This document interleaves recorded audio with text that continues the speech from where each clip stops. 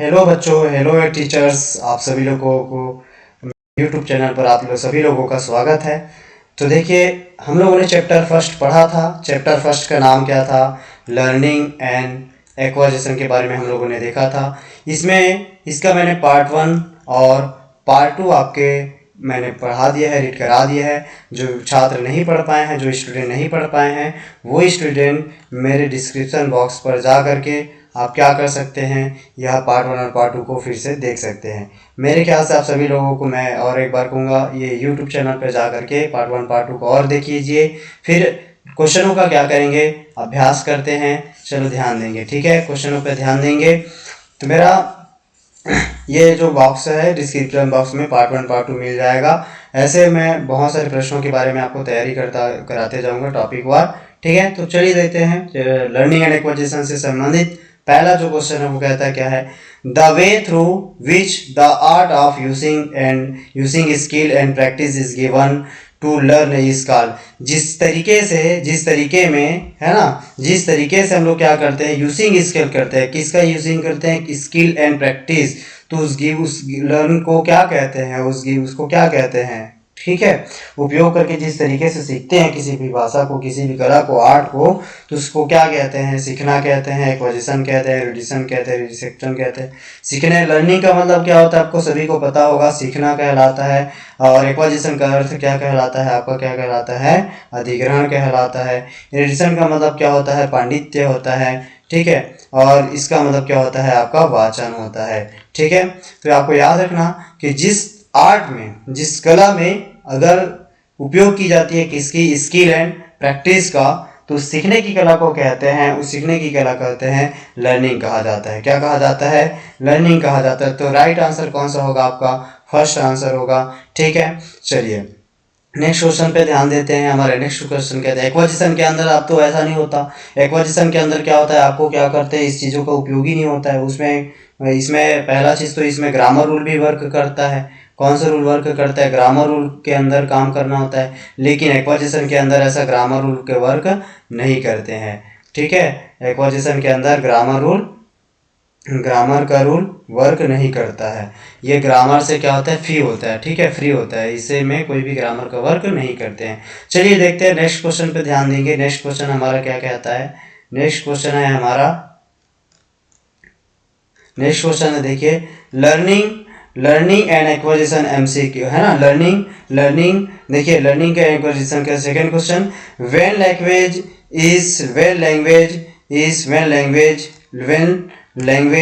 Is learned naturally and without any systematic practice.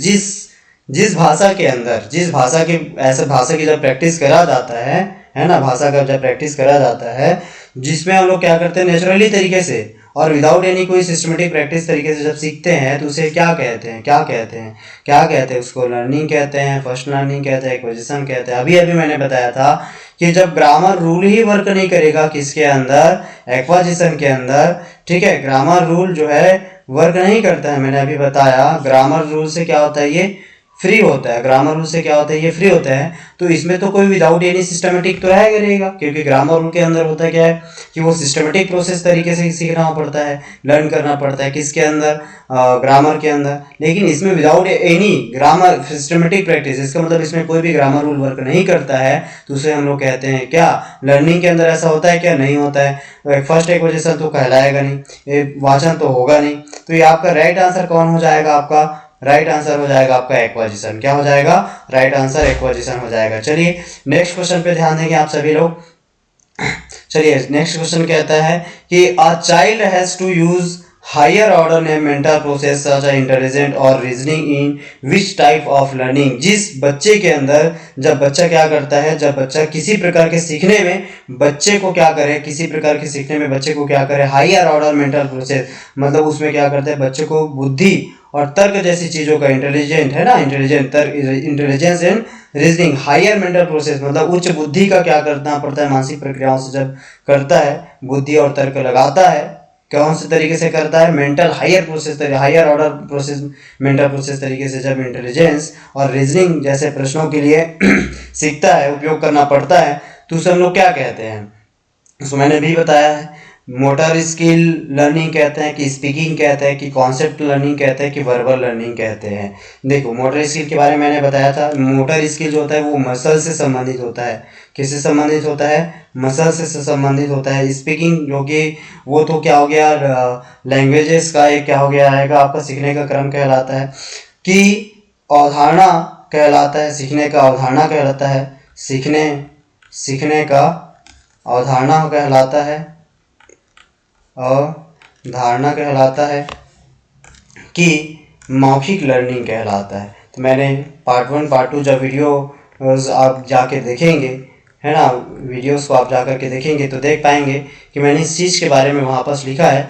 जब किसी बच्चे को अपने दिमाग को हायर प्रोसेस तरीके से अगर ले जाना पड़ रहा है कौन सी चीज़ के लिए, इंटेलिजेंस एंड रीजनिंग जैसे चीज़ों के लिए, तो वो कहलाता है आपका, क्या कहलाता है आपका, कहलाता है कॉन्सेप्ट लर्निंग कहलाता है। क्या कहलाता है? कॉन्सेप्ट लर्निंग कहलाता है। ठीक है, नेक्स्ट क्वेश्चन पे देखेंगे आप सभी लोग कि नेक्स्ट क्वेश्चन कहता है कि the four basic language skill are. देखिए तो 4 बेसिक लैंग्वेज के बारे में आप लोग कमेंट करके, आपका बिल्कुल आप सभी लोग कमेंट करके इसके जवाब बताएंगे। ठीक है, कमेंट करके बिल्कुल जवाब दे। इसका राइट आंसर क्या होगा? राइट आंसर क्या होगा? इस लिसनिंग, स्पीकिंग, अंडरस्टैंडिंग, एक्सप्रेशन होता है, कि रीडिंग, राइटिंग, स्पीकिंग, कम्युनिकेटिंग होता है, कि लिसनिंग, रीडिंग, स्पीकिंग, कम्युनिकेटिंग होता है, कि reading, writing, listening and speaking होता है। तो आप लोग सभी को क्या करके बताएंगे, इसका कमेंट करके बिल्कुल जवाब दें। ठीक है, कमेंट करके आप सभी को जवाब देंगे। क्या कहलाता है आप लोग मुझे बताएंगे, क्या कहता है? चार ऐसी भाषा कौशल आपको बताना है। ठीक है, चलिए कमेंट करके बिल्कुल जवाब देंगे आप लोग। नेक्स्ट क्वेश्चन देखते हैं कि state which is not true in context of learning and acquisition. इसके अंदर क्या बताया जा रहा है कि सीखने और अधिग्रहण के संदर्भ में, है ना, मतलब बोल रहे हैं ना, कॉन्टेक्स्ट का मतलब क्या होता है आपका? संदर्भ कहलाता है। ठीक है, state which is not true, कि ऐसा कौन सा स्टेट है जो सही नहीं है, जिसके अंतर्गत क्या कहता है कि लर्निंग एंड एक्विजिशन, सीखने और अधिग्रहण से संदर्भ में कौन सा जो है सही नहीं है। तो देखिएगा, acquisition is a natural process. क्या जो एक्विजिशन अधिग्रहण है वो क्या एक नेचुरल प्राकृतिक प्रोसेस है? कि learning is a continuous process. क्या जो आपका सीखने जो है क्या सतत प्रोसेस है? Learning results in subject proficiency. क्या ये सब्जेक्ट की क्षमता पर निर्भर करता है? ठीक है, फिर बोलता है कि अगला जो ऑप्शन है वो बोलता है कि acquisition help in cognitive abilities. क्या अधिग्रहण जो है संज्ञानात्मक क्षमताओं में आपको मदद करता है? तो राइट आंसर इसका आपको बताना है कि अधिग्रहण, है ना। पहला क्या बोल दिया कि language acquisition is a natural process. क्या ऐसा कुछ है? क्या ये लर्निंग एंड एक्वाजिशन के कॉन्टेक्स्ट से ट्रू है? नहीं। Learning is a continuous process. क्या? नहीं। Learning is result in subject proficiency. क्या उस पर संदर्भ में देता है? कि अधिग्रहण हेल्प्स इन कॉग्निटिव डेवलपमेंट। जो अधिग्रहण होता है, जो एक्वाजिशन होता है, राइट आंसर इसका होना चाहिए acquisition helps in cognitive abilities. अधिग्रहण जो होता है हमारी क्षमताओं, संज्ञानात्मक क्षमताओं में क्या करती है? हेल्प करती है। क्या करती है? हेल्प करती है। ठीक है, देखो लर्निंग इज, देखो एक्वाजिशन जो है नेचुरल प्रोसेस तो है ही नहीं, जबकि एक्वाजिशन इज जो होता है वो क्या होता है? कंटिन्यूअस प्रोसेस होता है। ठीक है, चलिए नेक्स्ट क्वेश्चन पे जाएंगे। चलिए नेक्स्ट क्वेश्चन है द एक्वायर्ड सिस्टम और acquisition of a learning language, sorry the acquired system और acquisition of a language is the. क्या कहलाता है? किसी भाषा का अधिग्रहण क्या कहलाता है? द एक्वायर्ड सिस्टम क्या कहलाता है? देखिए, किसी भाषा का अधिग्रहण या अधिग्रहित यंत्र क्या कहलाता है? एक्वायर सिस्टम जो है उसे क्या कहते हैं? क्या फॉर्मल स्किल डेवलपमेंट कहते हैं? फॉर्मल का मतलब क्या होता है आपको बता दूं, औपचारिक होता है। क्या होता है? औपचारिक होता है। क्या ये औपचारिक कौशल होता है? ठीक है, कि सब कॉन्शियस में होता है, अवचेतन मन के अंदर होता है, अवचेतन प्रक्रिया है। ठीक है, कि ये चेतन प्रक्रिया है। कि इनपुट आउटपुट प्रोसेस है, मतलब इनपुट आउटपुट प्रोसेस है। कि सेल्फ मॉनिटरिंग ऑफ हेल्प, मतलब ये सीखने की स्वनिगरानी है। सीखने की स्वनिगरानी है। चलिए बताइए क्या होता होगा, स्व निगरानी होता है कि क्या होता है? एक्वायर सिस्टम और एक्वाजिशन ऑफ अ लैंग्वेज से अधिग्रहण का क्या कहते हैं? तो आपको राइट आंसर आपको बताओ ये क्या होता है। कि आपको मैंने बताया था, जब आप पार्ट 1 पार्ट 2 देखेंगे तो आपको पता चलेगा कि जो एक्वाजिशन होता है वो क्या होता है, सब कॉन्शियस प्रोसेस होता है। क्या होता है? एक्वाजिशन जो होता है वो कैसा होता है, अचेतन मन के अंदर होता है, अचेतन प्रक्रिया होती है। ठीक है, चलिए अगला चलते हैं। अगला क्वेश्चन है from the given factors which one may not effect learning outcomes. वो कहता है कि from the given factors which one may not effect learning outcome. इसका मतलब ये बोलता है कि ये जो हमको दिया गया है ना, कि इनमें से दिए गए जो फैक्टर्स है, दिया गया जो फैक्टर्स है वो क्या कहता है कि which one may not effect learning outcome. इसका मतलब सीखने के परिणामों को प्रभावित नहीं करता है। क्या इफेक्ट आउटकम क्या प्रभावित करता है कि नहीं कर सकता है। दिए गए कारकों में से कौन सा ऐसा कारक है, दिए गए कारक में से कौन सा ऐसा कारक है जो सीखने के परिणामों को क्या करता है, इफेक्ट पहुंचाता है। ठीक है, तो लर्निंग मोटिवेशन एंड इंटरेस्टेड। ठीक है, शिक्षार्थी की प्रेरणा मतलब motivation and interest, Ruchi. Structure and size of the classroom की कक्षा की संरचना या आकार उसको प्रभावित नहीं कर पाती है। कि देखिए कि teachers personality and attitude, teachers की पर्सनालिटी और एटीट्यूड करता है। ठीक है, कि माता पिता की आय या स्थिति, आय और स्थिति। देखिए सबसे पहला चीज तो ऐसा कौन सा चीज है जिसको चुनना है जो आपके लर्निंग को प्रभावित नहीं करता है। ठीक है, पहला चीज तो लर्नर जो होता है वो मोटिवेटेड एंड इंटरेस्टेड, शिक्षार्थी की प्रेरणा और रुचि बहुत ही आपको क्या करती है, इफेक्ट पहुंचाती है। Structure and size of the classroom, ये भी आपके क्या करती है, पहुंचाती है। शिक्षा टीचर्स के उसकी पर्सनालिटी एंड एटीट्यूड भी आपको क्या करती है, इफेक्ट करती है लर्निंग में। लेकिन अब बच गया पेरेंट्स इनकम एंड स्टेटस, ये मायने नहीं रखता है। अब नहीं तो अब्दुल कलाम जैसे लोग जो है इतने बड़े महान आदमी नहीं बनते। ठीक है, चलिए आगे बढ़ते हैं। राइट आंसर हमारा क्या होगा, राइट आंसर हमारा हो जाएगा, क्या हो जाएगा, डी आंसर जो है राइट आंसर कहलाएगा। ठीक है, चलिए नेक्स्ट क्वेश्चन देखते हैं।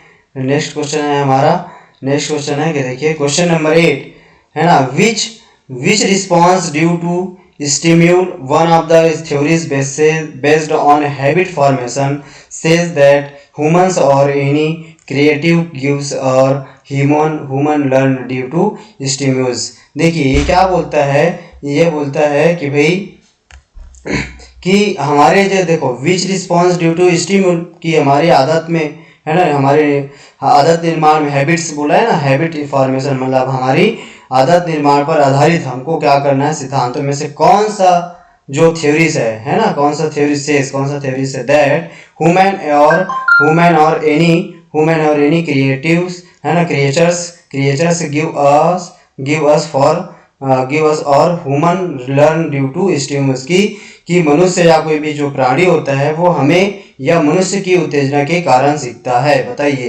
कि आपको ऐसा कोई हैबिट्स बताना है जो हैबिट्स पर निर्धारित हो, हैबिट्स पर आधारित हो, ऐसा सिद्धांत जो मनुष्य या कोई भी प्राणी हमें क्या करता है या हमें या मनुष्य को क्या करता है, उत्तेजना के कारण सीखता है। तो वो सीखता है कि किससे, कि क्या ये क्लासिकल कंडीशनिंग से सीखता है, कि ऑपरेटिव कंडीशनिंग से सीखता है, कि जनरलाइजेशन से सीखता है, कि सामान्यीकरण से सीखता है, कि एडाप्टेशन से सीखता है। तो अनुकूलन से सीखता है। एडाप्टेशन का मतलब क्या होता है, अनुकूलन। ठीक है, चलिए बताइए कि आपको हम लोगों ने आपको बता दिया जाता है कि क्वेश्चन का राइट आंसर क्या होगा।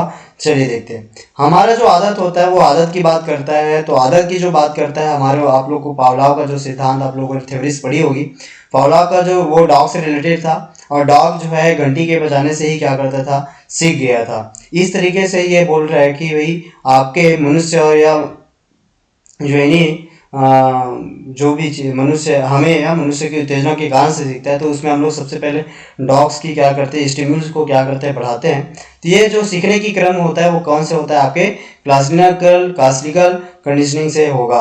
राइट आंसर क्या होगा, क्लासिकल कंडीशनिंग कहलाएगा। ठीक है, चलिए नेक्स्ट क्वेश्चन होता है, नेक्स्ट क्वेश्चन है कि लर्निंग लैंग्वेज इज लर्निंग जो है अधिग्रहण जो है वो भाषा सीखना एक क्या है, सीखना एक भाषा का एक सीखना क्या है। तो ये क्या ग्रेजुअल प्रोसेस है, कि लास्ट प्रोसेस है, कि स्टेज प्रोसेस है, कि आल इंक्लूसिव प्रोसेस है। चलिए बताइए कि राइट आंसर क्या होगा। ये जो आंसर होगा कि जो आपको पता होगा कि भाषा जो होती है एक ग्रेजुअल प्रोसेस होती है ना। जो लर्निंग होती है भाषा को सीखने की, लर्निंग जो होता है वो कैसा होता है, ग्रेजुअल प्रोसेस होता है। और हम दिन या 2 दिन में क्या करते नहीं सीख पाते हैं, जबकि हम लोग इसको सीखते कैसे, बल्कि सालों लग जाते हैं किसी भाषा को सीखते हैं। तो इसी कारण से लर्निंग अ लैंग्वेज इज क्या कहलाता है, ग्रेजुअल प्रोसेस होता है। ठीक है, राइट आंसर क्या हो जाएगा आपका, ए ऑप्शन कहलाएगा। ठीक है, चलिए नेक्स्ट क्वेश्चन कि बोला गया है नेक्स्ट क्वेश्चन में कि a teacher is explaining a new concept in the class, कि teacher explaining a new concept in the class, जो शिक्षक है वो क्या करता है, एक्सप्लेन कर रहा है कुछ नए कॉन्सेप्ट को उसके अपने क्लासरूम के अंदर। ठीक है, फिर Shreya knows the meaning of difficult word, जो श्रेया है उसको कठिन शब्दों या अवधारणाओं को क्या करता है, उसको कॉन्सेप्ट बोला है ना कि अवधारणाओं को समझने में उसको क्या कर रही है, अर्थ जानती है। मतलब श्रेया जो है कठिन शब्दों और अवधारणाओं का क्या करती है, श्रेया नोज मतलब जानती है यह कि कुछ डिफिकल्ट वर्ड्स और कॉन्सेप्ट का अर्थ जानती है। She also understand the concept without any difficult. ठीक है, क्वेश्चन कहता है कि क्या वहाँ बिना किसी कठिनाई की अवधारणा को भी समझ लेती होगी, है ना, बिना अवधारणाओं के कुछ समझ लेती होगी। सी इज गुड इन, कि वहाँ क्या कर लेती है, कि वहाँ अच्छी है, कि किस में अच्छी है, क्या मोटर स्किल उसकी अच्छी है, कि कॉग्निटिव एबिलिटीज क्या सही है, कि रोड मेमोरी सही है, कि उसका वर्बल एबिलिटी जो है गुड है। चलिए बताइए कि कौन सा चीज़ उसका सही है। तो इसका राइट आंसर क्या होनी चाहिए। देखो सबसे पहला चीज़ क्या बोल रहा है क्वेश्चन कि Shreya know the meaning of difficult word and concept, वो क्या करती है, कठिन वर्ड और कॉन्सेप्ट को क्या करती है, अर्थ जानती है। वहाँ बिना किसी कठिनाई के वो क्या करती है, अंडरस्टैंड, बिना किसी सी आंसू understand the concept without any difficulty, मतलब वो क्या करता है कि बिना डिफिकल्ट के क्या करती है, आसानी से समझ भी जाती है ना, समझ ले लेती है। तो उसके अंदर कौन सी स्किल है, तो याद रखना इसके अंदर जो है सबसे ज़्यादा अच्छी जो चीज़ है इसके पास, इसका राइट आंसर क्या होनी चाहिए, मोटर स्किल तो होगी नहीं, क्योंकि मोटर स्किल मसल से संबंधित रोड लर्निंग तो करना ही है, वर्बल लर्निंग तो है ही नहीं क्योंकि इसमें मौखिक क्षमता है नहीं। वो उसको याद हो जाता है, तो याद हो जाता है, वो कौन सा कहलाता है, कॉग्निटिव एबिलिटीज कहलाता है। क्या कहलाता है, कॉग्निटिव एबिलिटीज कहलाता है। क्यों, क्योंकि यहाँ बिना किसी क्या करते हैं, वहाँ बिना किसी कठिन के अवधारणा से समझ लीजिए। अवधारणा कहाँ बनाई जाती है, आपके कॉग्निटिव एबिलिटीज के अंदर बनती है। ठीक है, इसका राइट आंसर क्या हो जाएगा आपका, बी ऑप्शन कहलाएगा। क्वेश्चन नंबर 11 देखते हैं। क्वेश्चन नंबर जो 11 है वो कहता है according to Vygotsky learning in a child और adult takes place due to. According to Vygotsky के अनुसार लर्निंग इज अ चाइल्ड और एडल्ट, की भाई बच्चे और वयस्क जो होते हैं उस वयस्क में सीखना क्या होता है, प्लेस ड्यू टू, उसे क्या कहते हैं, वाइगोत्स्की के अनुसार। ठीक है, वाइगोत्स्की के अनुसार उसे क्या कहते हैं।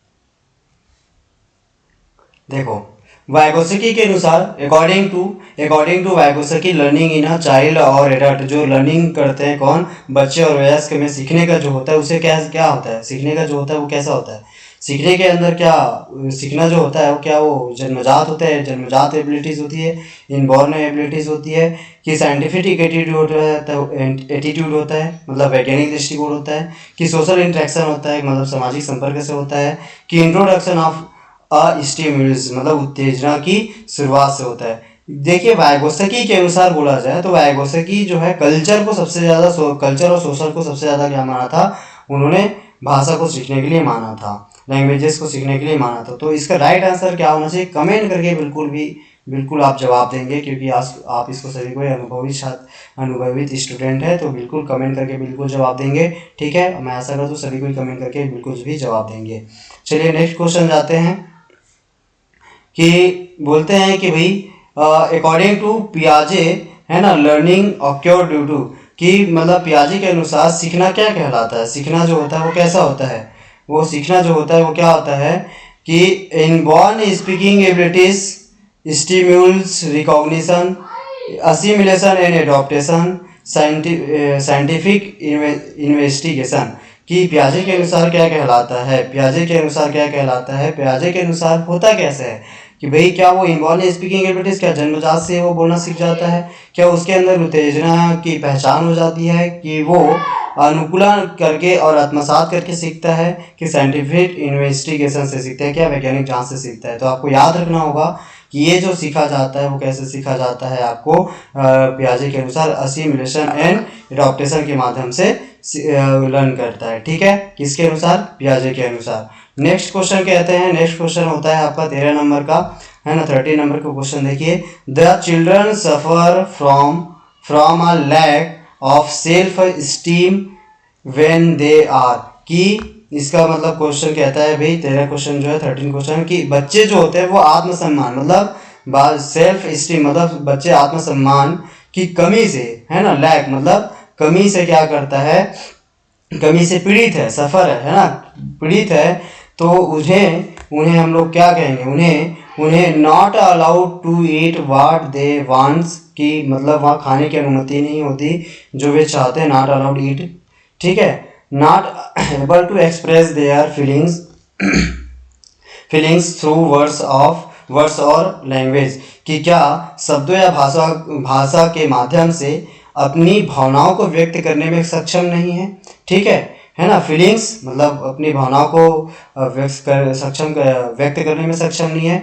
नॉट एबल, ठीक है, एक्सप्रेस मतलब अपनी भावनाओं को। Not allowed to play with friend, क्या वो अपने बच्चों दोस्तों के साथ में खेलने की उसको अनुमति नहीं है, नॉट अलाउड।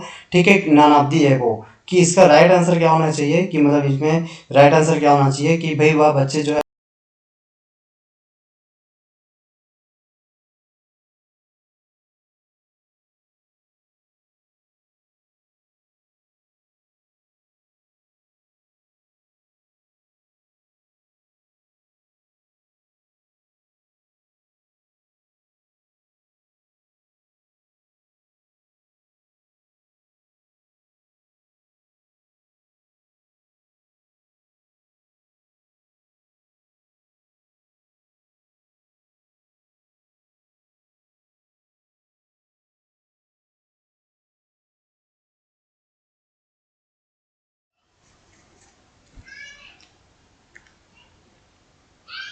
क्या वह आत्मसम्मान से पीड़ित है।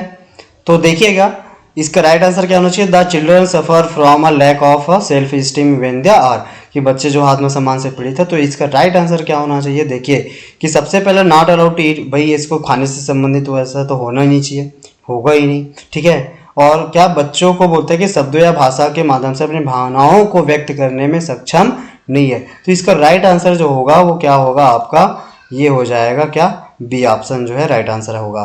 ठीक है, नेक्स्ट क्वेश्चन था 40 नंबर का। नेक्स्ट क्वेश्चन होता है क्या, the term second language refer to, the term second language refer to, कि देखो सेकेंड लैंग्वेज क्या है, दूसरी भाषा का अर्थ क्या है, क्या वन नेटिव लैंग्वेज है ना, वन नेटिव लैंग्वेज है कि कौन सा लैंग्वेज है ना, मूल भाषा। नेटिव का मतलब होता है क्या, मूल भाषा। क्या वो रीजनल लैंग्वेज है, मतलब क्षेत्रीय भाषा है ना, क्षेत्रीय भाषा है, रीजनल। अदर देन नेटिव मतलब क्या ये मूल भाषा के अलावा कोई अन्य भाषा है, नॉन ऑफ दिस है वो। जो सेकेंड लैंग्वेज होता है वो क्या होता है, सेकेंड लैंग्वेज रिफर क्या करते हैं, जो सेकेंड लैंग्वेज होता है वो मूल भाषा के कैसा होता है, अलावा होता है। भाई नेटिव मूल भाषा तो प्रथम भाषा उसके हो गई है ना, मूल भाषा या क्षेत्रीय भाषा वो दोनों ही की है। तो जो सी ऑप्शन होगा इसका क्या होगा, राइट आंसर होगा। नेक्स्ट क्वेश्चन देखेंगे, नेक्स्ट क्वेश्चन है चलिए नेक्स्ट क्वेश्चन पे ध्यान देंगे। Which is not a very good method of learning vocabulary, है ना। Which is not a very good method of learning vocabulary, कि भाई शब्दावली को सीखने के लिए कौन सी विधि जो है बहुत ही अच्छी है, वेरी गुड है। मेथड ऑफ वोकेबलरी, वोकेबलरी के पढ़ने के लिए बहुत अच्छी मेथड कौन सा है। क्या उसको राइटिंग करना बहुत ज़रूरी है, क्या वाचिंग मूवी ज़रूरी है, कि टॉकिंग एंड रीडिंग ज़रूरी है, कि ए एंड बी सही होगा। तो राइट आंसर क्या होना चाहिए भैया। सबसे पहले आपको क्या करना चाहिए, आपको वोकेबलरी को सही करने की, शब्दावली को सही करने के लिए हमको क्या करना चाहिए, वोकेबलरी को रिटर्न करना चाहिए और क्या करना चाहिए, वाचिंग मूवी, मतलब हमको लिखना और क्या करना चाहिए, वॉच मूवी करना चाहिए। ठीक है, तो ये इस तरीके से आपका क्या होगा, आपका राइट आंसर क्या हो जाएगा, डी ऑप्शन जो है। अच्छा सॉरी क्योंकि नॉट बोला है ना, विच इज़ नॉट, कि हमको क्या करना है, राइटिंग नहीं करना चाहिए, वाचिंग मूवी नहीं करना चाहिए। करना क्या चाहिए, करना अगर कहीं चाहिए होता बोलते तो क्या बोलते, टॉकिंग एंड रीडिंग बोलते। ठीक है, इसका not a very good method बोला है, तो not a very good method writing और वाचिंग मूवी करना ये अच्छी मेथड नहीं होगी। तो आपको सबसे ज़्यादा अच्छी मेथड कौन सी होगी, आपकी सी ऑप्शन, मतलब टॉकिंग एंड रीडिंग होगा। थैंक यू आप सभी लोगों को, आशा करता हूँ कि यह वीडियोस प्रैक्टिस सेट आपको अच्छा लगा होगा। कमेंट करके बिल्कुल बताइएगा, मैं आपको इसका पार्ट 2 क्वेश्चन और लेके आऊँगा। ठीक है, 15 क्वेश्चन होगा, 15 क्वेश्चन होगा। तो ठीक है, तो आप मेरे चैनल को लाइक कीजिएगा। ठीक है, लाइक कीजिए, सब्सक्राइब कीजिए, ज़्यादा से ज़्यादा स्टूडेंट्स के पास क्या कीजिए, शेयर कीजिए। अच्छा लगा हो तो